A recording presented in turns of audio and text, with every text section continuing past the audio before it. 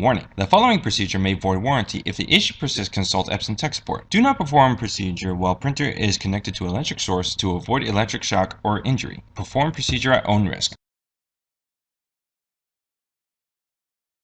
Here we have the Epson Colorworks C6000 AU printer. As you can see, it is cutting out the labels individually, and you can see it has a nice clean cut, so you're good to go. Over the course of the period, you will come into an issue where your printer will not be able to cut your labels individually as smoothly as you would like it to. And the best way to operate this is to perform a cutter cleaning operation. It is best recommended that you go through this operation with Epson tech support if your printer is out of warranty.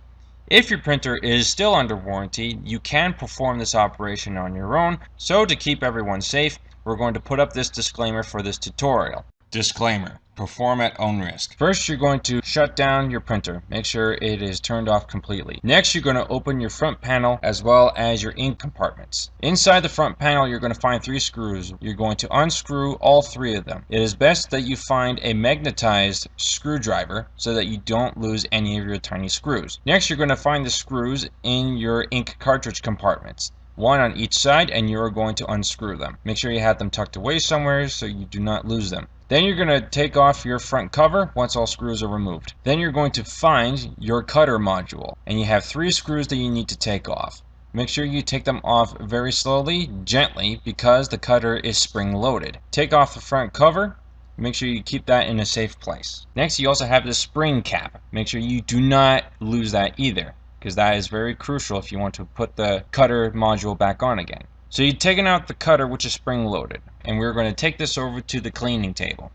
So to clean it, you're going to need isopropyl alcohol and a lint-free cloth / paper towel. You're going to spray the isopropyl on the towel, then clean the cutter completely until it is free of gunk, adhesive, glue, or ink. Once it is completely clean, you can assemble your cutter module over again. Make sure you run a test to see if it flows nicely. Then you can reapply everything else, including the spring cap, the cutter cover, and apply the 3 screws. Once everything is completed, you can screw in the remaining 5 panel screws.